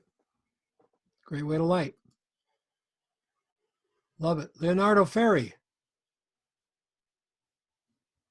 Hey, Don. Hi, Leonardo. Boy, I love all this very intricate detail you've got all the way through here. Look at that. That's cool. It was a labor of love, put it that way.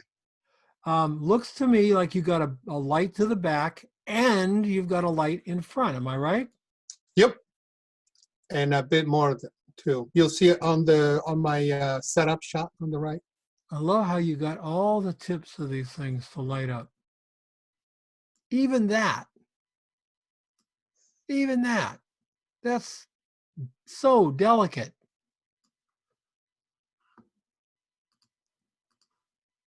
That was a lot of hours. Ooh. The setup shot is on the side. Oh, over here. Got it.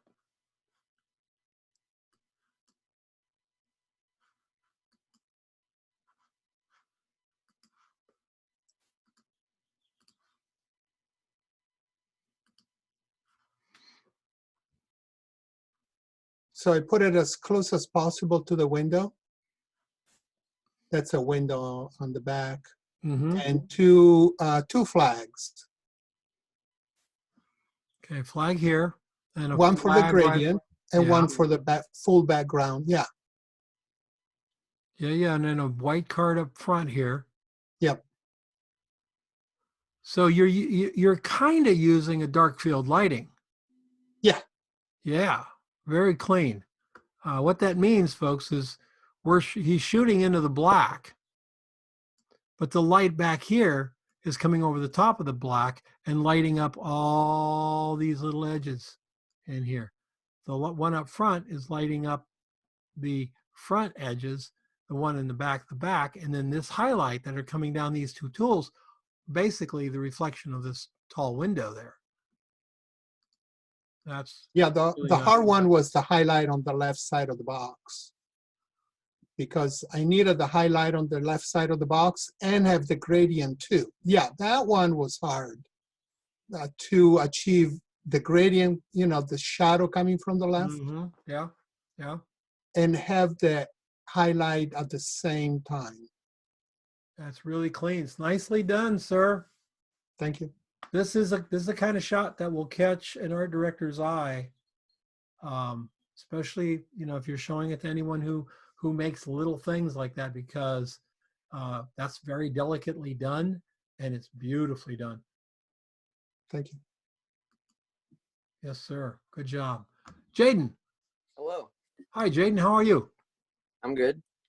All right. So we got a drill coming out here. We got the business end out here of it, and I'm going to ask. Having a little bit of a problem with seeing if things are sharp. Is this sharp, Jaden? Yeah, it was when I did it. Okay. I think it's just Facebook doing the compressing. Doing its magic. Yep. All right. Yeah. All right. Very cool. I like that. It's an older drill. You're not trying to make it look new. Yep. That would be a job. Yeah. Yeah. This is nice. They put it on white, which tends to make it look glamorous. Yeah. But I don't really have much stuff to work with right now. No, I was going to say, but at the same time, it's pretty glamorous being an old drill. Yep. That's pretty cool. I love all the different fasteners down here. I'll warn you about one thing. These guys are very close to the same angle, and nobody. Oh yeah. Yeah. I'd get this guy. I just kind of threw him out there, so. Well, the hardest thing you'll ever do is to throw stuff out to make it look random. Yeah. Will never look random on its own. You have to work really hard to make it look random. All right. Yeah. Really well done. I think Good the job. behind the scenes is on the next one. I'm not sure. Yeah, right there. Okay. It was, So what is- it was very what is it? minimalistic. Okay. What's your light? I was just using window light. Okay. If you're going to use windows coming from over here too, right? It's coming from straight above, or yeah. Okay. Get a couple of white cards. Never just accept the window light. Get a white card here and play with a white card over here. Yeah. And for the hell of it, get a 6 or 8 inch black card to All right. throw into the mix, because production values are gonna start to really become more important than they are now, and you want some production value to it. If we can shoot it on the floor, they don't need us. That's the way I look at it. If they can do it on the floor, they don't need us. We need them say, hey, you need us. Yep. Good. All right. Lens? Thank you. Jaden, was this a 50 or 100 or what? It was 18, I think. On a medium, I mean on a micro four thirds, or? I'm not sure. I'm new to this stuff. Okay. All right. Very cool. Very cool. Ling B. Messer. Hi. Hi, Ling. Wow. That's a lot of production value right there. I went a little crazy. Well, it's Dreamed nothing. up the idea when I was like trying to go to sleep, and I was like, this is what I want to do. I think one of the dangers of having your studio in your home is exactly that. It's 2:00. You wake up and you think, hey, if I move that light back here, and you're out of bed and down in the studio. Yeah. It's actually a garage, and I don't really have a studio. Not really, but But a working garage, on it. if you've got a place where you can leave your lights set up, you've got a studio. Oh, okay. Well, yeah, I have a mudroom actually, but I had a hard time trying to get the highlights right for the can. I wanted to expose for the can, and I don't know where highlights should or shouldn't be when you're photographing a can. I felt like They're right where they should be. okay. Probably down the side, somewhere over there. Not like you did right there. You kept it off the label, the logo. That was hard. Well, of course, yeah. And I remember, didn't want to get the light I was getting the light in the background of the shot. I was trying to move back more, and so maybe I'll just Photoshop next time or something. I don't know. No, you're but good. You're good. You, okay. you left it. You left it alone. It's close. It's very close, but that's okay. Look, you could still turn the can a little bit. Yeah. A little bit. So your light's where it needs to be. Looks good. The water drops look good. Just remember, everybody, just remember when you're shooting cans, no matter how much they pay you to shoot a picture of that can, they pay the designer more for that logo. I guarantee it. And when they do that, you don't want to do anything to hide that logo. They're married to that. We're photographers. We put highlights down this. Never blank out the logo. Never make it too dark, too bright, have glare in it, whatever. That's really nice. You're right at the edge, but that's okay. Again, you could turn the can that way, just Yeah. eighth of an inch maybe. I didn't have enough lights. I actually used a flashlight to light up the front of the can a little bit. But Good. when you're talking about the logo, there was another image you were looking at. It was the heat gun, and you said to fix the logo, and I was curious what you really meant by that. It was because it was too lost in the light or something. I don't know if you. Another shot where? It was a few shots ago. It was a heat gun image, and the first thing you said was to fix the logo. Marks. Yes, This that one, Wagner. Yeah. Okay, right here. You see how it's black here, and then it looks like fingerprints. Oh, okay. You see that? That we got to make that black, and that's going to take a little bit of cutting out and doing it. We can't make it look like it's what it is. It's probably a used heat gun, and people have touched it, or it's got a little scuffing or something. We're going to make it look perfect because the rest of the gun looks pretty darn good. So that's what I was referring to there. Okay. Okay. We get down to yours. You're fine. Your logo looks great. Did you paint these? Paint them with light? I have my behind the scenes shot on the right there. I had a lot of lights going on, but that drill is lit up primarily by the ice light, which is I can change the colors on it. Okay. So it had kind of a more orange hue, so that lit up the drill, and I did a slight backlight with that speed light and that mag mod, but it was such a pain. It's looking pretty sad, but. Okay, so you got a little, and then you've got a Scrim. octobox going through a scrim on this side. Yeah, I have challenges with, like, I don't have enough clamps and. Oh, yeah. you never have enough clamps. No. Forget that. That ain't never going to happen. I don't care if you have 50, you're going to need 51. Okay. Yeah, I really like, you know what it is? It's your ice light on this side, lighting up the inside of the drill here. Okay. And it's your Westcott over here, lighting up the inside of the hammer here. And then your speed light, putting the light coming from behind this can. I think it's a very cleverly done shot. And I really, one thing I actually did struggle with towards the end was that speed light in the back as a backlight, because I wanted to separate the drill from the dark background. So I have I was trying to get highlights on the top of the gun instead of, in the side, but whatever. You're trying to get highlights up here? Yeah, just a little bit of like a hair light. But you got to put your light up there. You can't put your light lower. Light's not going to come from that speed light there and come and bounce back around. It's not what it does. Yeah. So what you could do this. So your drill is hanging here, okay? And you're shooting from here. And you've got a light back here. Take a white card and hang it down straight from the roof right there, straight till it just comes into picture.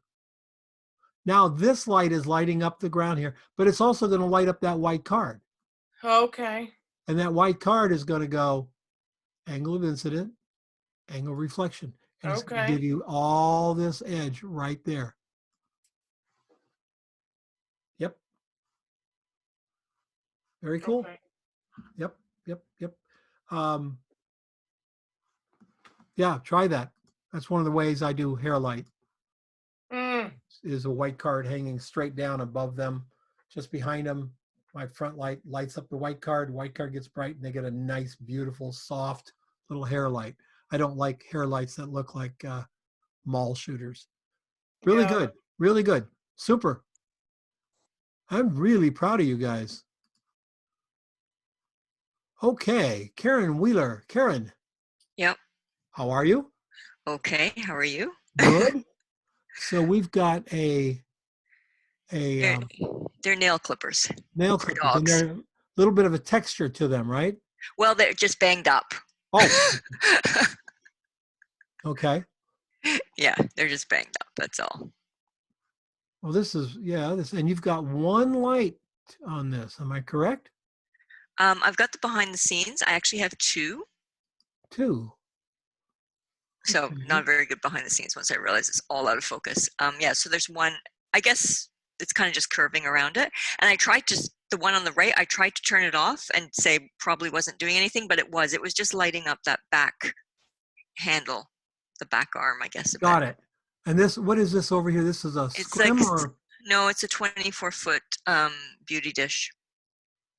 24 inches, sorry. 24 inches. I Yeah, have 2 not feet. seen a 24-foot beauty Yeah, dish. sorry. I was looking over at it. Yeah. Just imagine the boom you'd need for that. Well, at least the boom would have to be at least 25 feet long. And imagine the size of my house. Yes, yes. I have seen a 120-foot by 60-foot softbox though, Yeah. in a car shooter's studio. So, yeah, they're- Homemade, by the way. They built it themselves. I like that. This is like a mirror. Is that what that is? Yeah, it's just a compact because the front blade, the sheath, I guess, and the blade there, I was just trying to get that lit up. And I Okay. Yeah. The mirror gives you a bright little poppy line here, which is, I think, what you wanted. But the mirror is also probably picking up most of this scratches. right. One way to get rid of the scratches on this, and I think you'd be surprised how well it would do, is frequency separation. Right. I just Have you didn't ever- have time. I have you I ever- know what that is. I just Oh, you do? Okay. Yeah. Good. Yeah. That is remarkably, I don't like it for people, but I do like it for product, silver, chrome, painted cars and stuff. It's a beautiful, beautiful job. Very cool.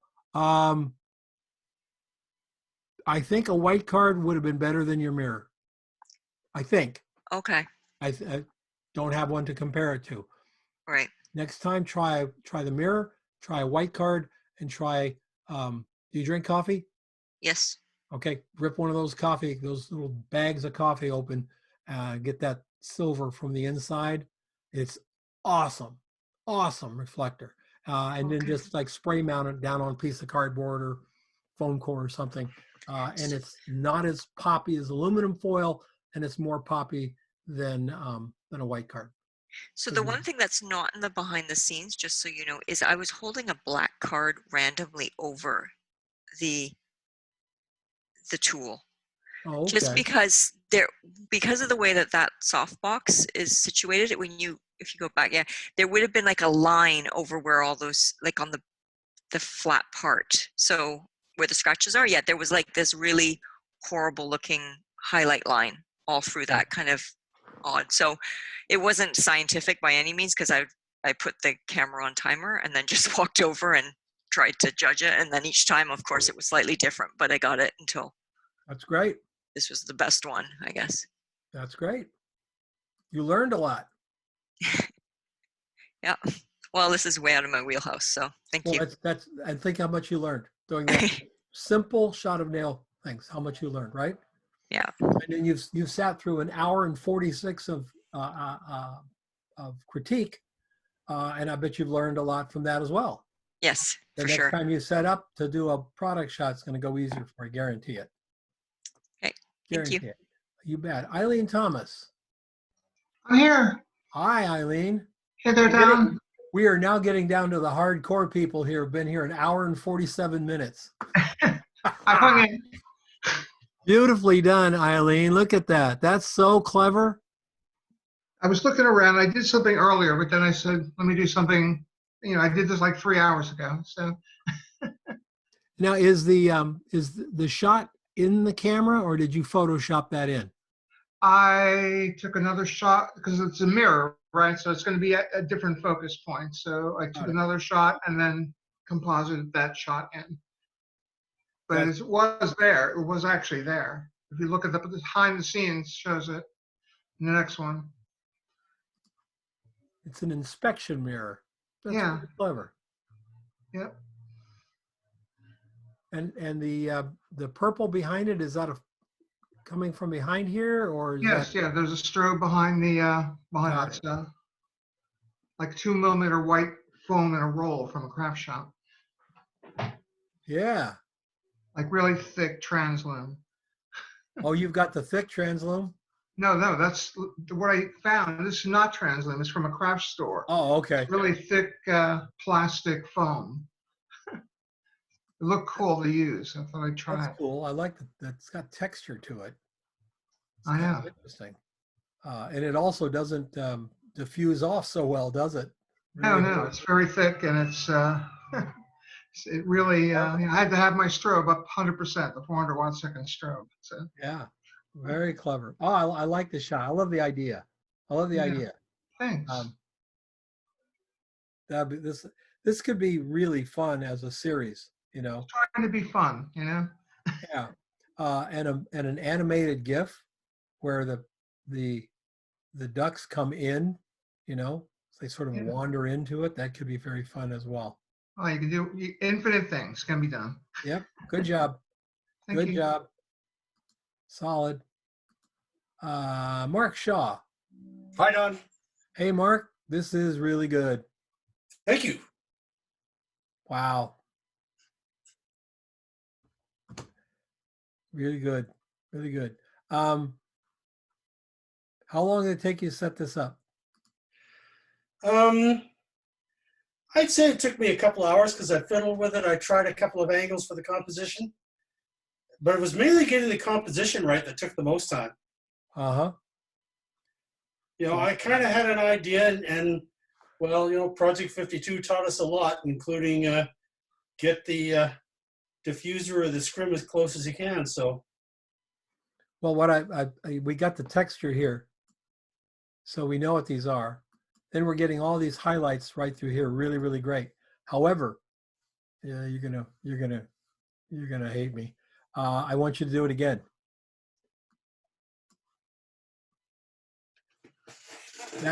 That space is the only one that's spaced that way. tangent. Nope, there's no tangent at all. It's just there's a quarter of an inch Oh, between okay, I these see two. what you mean. Yep.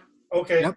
So you're just going to have to, you got to be, you know, you got to take a board or something down here, make sure they are absolutely straight up here. Then these things got to be, you got to just absolutely make sure they're absolutely the same distance apart. We call that production value. And that it's a substitute for making sure that it's absolutely the best you could do. And that's what you need to do to this. This is a good shot. It's a good shot for your portfolio. It's going to work very well for you. So get it done correctly. And don't try to bother fix it in Photoshop. Just do it. No, I agree with you there. Yeah. Actually, you know what, Don? Since I got dirty looks from my wife as soon as I told her about assignment 4, I might do this instead. What's the splash shots? Yes. Yeah. Well, we just ordered a kiddie pool from Amazon for $14.95. So that's the cheapest one I've found. If you don't do it with a kiddie pool, all bets are off. Okay. Do it outside if you can, because man, you're going to find water or whatever it is you're using splashing all over the place. Really great. Thanks, really, Don. really great. Okay. Oh, I'm going to refresh, see if we picked anybody up here. Have we missed anybody?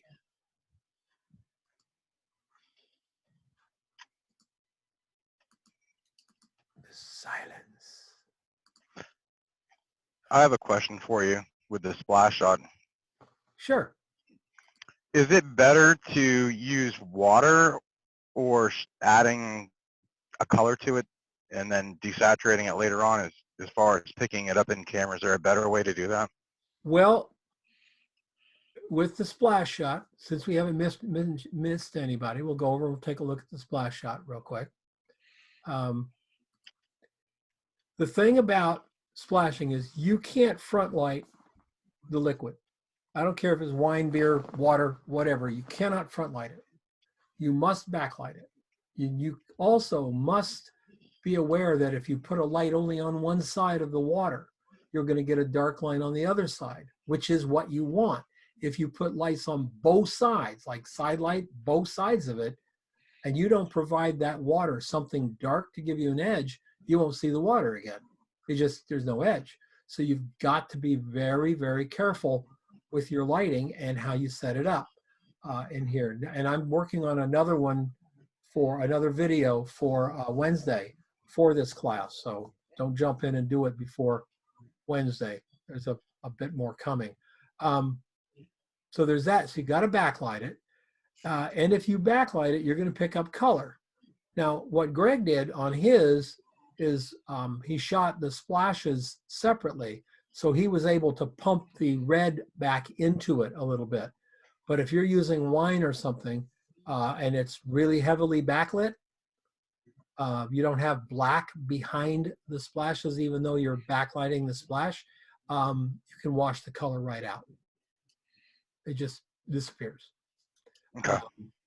So, and the same with beer. Beer will turn clear if it's not in front of something like a dark gray or a dark yellow or a dark red or something that will allow that color to be seen. If it's against white, it'll just go white. It'll just lose all color. If it's a dark wine, you're not going to lose all color, you know, but something very light, you can, if it's a white wine, you won't see much color in it at all. Is it better to throw water than anything else? It's all different. Believe me. It's like the difference between buttermilk, milk, and cream. If you throw milk, especially, let's say, milk with no fat in it, no fat milk, it's really, really thin like water. Buttermilk, much thicker. You get a whole different throw. And with cream, of course, cream is, it doesn't separate much at all.